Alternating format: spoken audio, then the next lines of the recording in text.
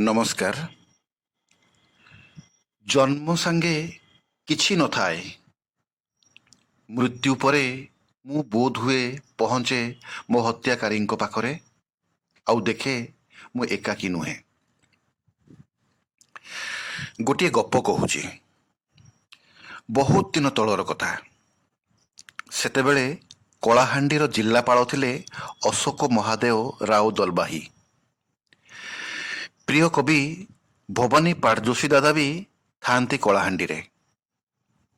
ସେଦିନ ହଠାତ୍ ଜିଲ୍ଲାପାଳ ଭବାନୀ ଦାଦାଙ୍କୁ ଡକେଇ କହିଲେ, ଆପଣ ତ କବି ଲୋକ, ମୋର ଜଣେ ବିଶିଷ୍ଟ ଅତିଥି ତାଙ୍କ ପତ୍ନୀ ଆଉ 2 ଜଣ ବନ୍ଧୁଙ୍କ ସହ ଏଠିକି ଆସୁଛନ୍ତି। ସେ ବି ଜଣେ କବି। ତାଙ୍କର ଇଚ୍ଛା ଜଙ୍ଗଲରେ ରକ୍ତଚନ୍ଦନ ଆଉ ବାଘ ଦେଖିବେ। ଆପଣ ପାରିବେ? ଭବାନୀ ପାଟଯୋଶୀ ଦାଦା କହିଲେ, ହଁ ସାର୍, ପାରିବି। ତେବେ ଆମକୁ ଥୁଆମୂଳ ରାମପୁର ଡାକବଙ୍ଗଳାକୁ ଯିବାକୁ ହେବ। ଥୁଆମୂଳ ରାମପୁରର ଇଷ୍ଟଦେବୀ ମାଣିକେଶ୍ୱରୀଙ୍କର ବାଘ ସବୁ ରାତିରେ ସେଇ ବାଟ ଦେଇ ମନ୍ଦିରକୁ ଯାଏ। ଜିଲ୍ଲାପାଳ ସବୁ ବ୍ୟବସ୍ଥା କରିଦେଲେ। ସମସ୍ତଙ୍କୁ ନେଇ ଭବାନୀ ଦାଦା ବାହାରି ପଡ଼ିଲେ ଅପରାହ୍ନରେ। ଜଙ୍ଗଲ ବୁଲା ହେଉଥାଏ। ଫେରିବା ବାଟରେ ବିଲ ମଝିରେ ଗୋଟିଏ ପାଳ ତିଆରି କୁଡ଼ିଆ ଦେଖି କବି ପଚାରିଲେ, ଏଇଟା କ'ଣ? ଭବାନୀ ଦାଦା କହିଲେ, କୁରୁମା। ଚାଷୀ ଭାଇମାନଙ୍କର ବିଲ ଜଗିବା ବେଳର ଆଶ୍ରୟସ୍ଥଳ। କବି କହିଲେ, ମୁଁ ଟିକେ ତା ଭିତରେ ପଶିବି, ଟିକେ ଦେଖିବି। ଗାଡ଼ି ରହିଲା। କବି ପତ୍ନୀଙ୍କୁ ଧରି କବି କୁରୁମା ଭିତରକୁ ଗଲେ। ବନ୍ଧୁମାନେ କୁହାକୁହି ହେଲେ, କବି ଲୋକ ତ, ସବୁ ତାଙ୍କୁ ଆଶ୍ଚର୍ଯ୍ୟ ଲାଗୁଛି। ପ୍ରାୟ 15-20 ମିନିଟ୍ ପରେ କୁରୁମା ଭିତରୁ କବି ଦମ୍ପତି ବାହାରି ଆସିଲେ ଓ କବି ଅତି ପ୍ରସନ୍ନ ସ୍ୱରରେ କହିଲେ, ଖୁବ୍ ଚମତ୍କାର ଅନୁଭବ, ସାରା ଜୀବନ ମନେ ରହିବ। ଗାଡ଼ି ଡାକବଙ୍ଗଳା ରାସ୍ତା ଧରିଲା। ବାଟ ସାରା କବି ଛୋଟ ପିଲାଙ୍କ ପରି କେତେ କେତେ ପ୍ରଶ୍ନ ପଚାରୁଥାନ୍ତି, ଆଉ ଭବାନୀ ଦାଦାଙ୍କ ଠାରୁ ଉତ୍ତର ଶୁଣି ଖୁସି ବି ହେଇଯାଉଥାନ୍ତି। ରାତ୍ରି ଭୋଜନ ସରିଲା। ଏବେ ବାଘ ଦେଖା ପର୍ବ। କବି, କବି ପତ୍ନୀ ଓ ଭବାନୀ ଦାଦା ବନ୍ଦ ବାରଣ୍ଡାରେ ବସି ବାଘର ଆଗମନକୁ ଅପେକ୍ଷା କଲେ। ଉଜ୍ଜଳ ପକ୍ଷ ରାତି। ଜଙ୍ଗଲ ଭିତରେ ସବୁ ଚକ୍ ଚକ୍ ସ୍ପଷ୍ଟ ଦିଶୁଥାଏ। ପାଖାପାଖି ଅଧରାତି ବେଳକୁ ବାଘ ଦେଖାଗଲା ଦୂରରୁ। ଚୁପ୍ ଚୁପ୍ ସ୍ୱରରେ ଭବାନୀ ଦାଦା କହିଲେ, ସାର୍ ଦେଖନ୍ତୁ, ବାଘ ଆସୁଛି। କବି ମହୋଦୟ ଝରକା ପାଖକୁ ଲାଗି ଆସି ନିଷ୍ପଲକ ଆଖିରେ ବାଘକୁ ଦେଖୁଥାନ୍ତି। ବାଘ ତାର ରାଜକୀୟ ଠାଣିରେ ଆଗକୁ ଆଗକୁ ବଢ଼ୁଥାଏ ଧୀରେ ଧୀରେ ଜହ୍ନ ବିଛେଇ ଦେଇଥିବା ଜ୍ୟୋତ୍ସ୍ନା ବିଧୌତ ଜଙ୍ଗଲ ରାସ୍ତାରେ। ବାଘ ଯେତେବେଳେ ଏକଦମ ନିକଟରେ ଡାକବଙ୍ଗଳା ଦୁଆର ପାଖରେ ପହଞ୍ଚିଲା, କବି ହଠାତ୍ ଉଠିପଡ଼ି କବାଟର ଶିକୁଳି ଖୋଲିବା ଆରମ୍ଭ କଲେ। ଭବାନୀ ଦାଦା ଚମକି ପଡ଼ିଲେ। ସାର୍ ସାର୍, କ'ଣ କରୁଛନ୍ତି? କହି ଡେଇଁ ପଡ଼ି ତାଙ୍କୁ ଜାବୁଡ଼ି ଧରିଲେ। କବି ନିର୍ବିକାର ଭାବରେ କହିଲେ, ନାଇଁ, ମୁଁ ବାଘକୁ ଆଉ ଟିକେ ପାଖରୁ ଦେଖିବି।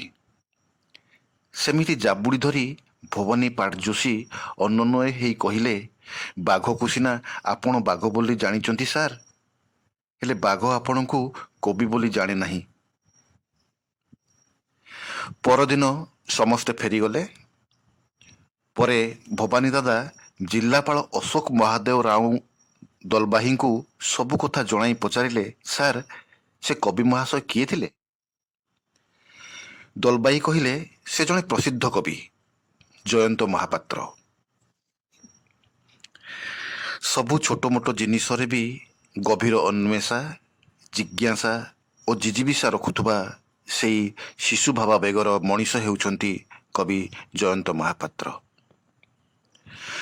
ଚନ୍ଦ୍ରଭାଗାର ତୂର୍ଯ୍ୟନାଦର 7ମ ସଂସ୍କରଣରେ ତାଙ୍କର ଏକ କବିତା, ଦିନ ଦିନ ଧରି ସହିନ ବାଘର ବିରୋଧ କରୁଥିବା ଝିଅ ଗୋଟିଏକୁ।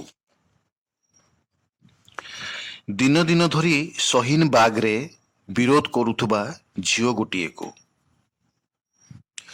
କହ ତୁ ଆଜି ତୁ ତ ମୋର ନିଜର ନୁହଁ, ଝିଅ, ଭଉଣୀ କି ନାତୁଣୀ, ମୋର କେହି ନୁହଁ ତୁ।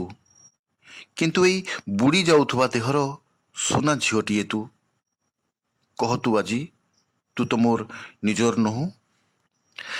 ଆଜି କହ ତୁ, ତୋର ସେ କୋମଳ ମୁହଁରେ ଯେବେ ତୁ ନାରା ଲଗାଉଥାଉ, ଯେବେ ତୁ ପୁଲିସର ଲାଠିମାଡ଼ ଖାଉ, ଗାଳି ଅପମାନ ଖାଇବି ତୋର ଆଦର୍ଶ ପାଇଁ ଲଢ଼ି ଚାଲୁ, ତୋ ରକ୍ତର ଡାକରେ ଶୁଖିଲା ମେଘରୁ ବି ଲୁହ ଝରି ପଡ଼େ। ତୋ ରକ୍ତର ଡାକରେ ଶୁଖିଲା ମେଘରୁ ଲୁହ ଝରି ପଡ଼େ। ଆଜି କହ ମୋତେ, ଆଜି କହ ମୋତେ, ଯେତେବେଳେ ଯୁକ୍ତରାଷ୍ଟ୍ର ଆମେରିକାର ଟ୍ରମ୍ପ କହି ଚାଲନ୍ତି ମୋଦି ତାଙ୍କର ଘନିଷ୍ଠ ବନ୍ଧୁ, ଯେତେବେଳେ ଏହି ମହାନ ଦେଶର ଅଜଣା କୋଣରେ ଛୋଟ ଝିଅ ଗୋଟିଏକୁ ଅତି ନିଷ୍ଠୁର ଭାବେ ବଳାତ୍କାର କରି ଜାଳି ଦିଅନ୍ତି, ଆଜି କିଏ ବି ଜାଣେ କେତେବେଳେ ତୋର ସେ ନିରୀହ ଦେହକୁ ଛେଳି କାଟିଲା ପରି ଖଣ୍ଡ ଖଣ୍ଡ କରିଦେବେ। ଯେତେବେଳେ ଅସହ୍ୟ ଯନ୍ତ୍ରଣା ଭିତରେ ନେଉଥିବୁ ଶେଷ ନିଶ୍ୱାସ ଦେଶବାସୀଙ୍କ ଅତ୍ୟାଚାରରେ, ଯେତେବେଳେ ଅସହ୍ୟ ଯନ୍ତ୍ରଣା ଭିତରେ ନେଉଥିବୁ ଶେଷ ନିଶ୍ୱାସ ଦେଶବାସୀଙ୍କ ଅତ୍ୟାଚାରରେ, ଗୋଟିଏ କଥା ମନେ ରଖିବୁ, ଗୋଟିଏ କଥା ମନେ ରଖିବୁ ସୁନା ଝିଅ ମୋର, ଯେ ମଣିଷର ଶତ୍ରୁ ମଣିଷ କେବେ ହେଇପାରେ ନା। ମଣିଷର ଶତ୍ରୁ ମଣିଷ କେବେ ହେଇପାରେ ନା। ଗୋଟିଏ କଥା ମନେ ରଖିବୁ, ମନେ ରଖିବୁ ସୁନା ଝିଅ ମୋର, ମନେ ରଖିବୁ। ନମସ୍କାର।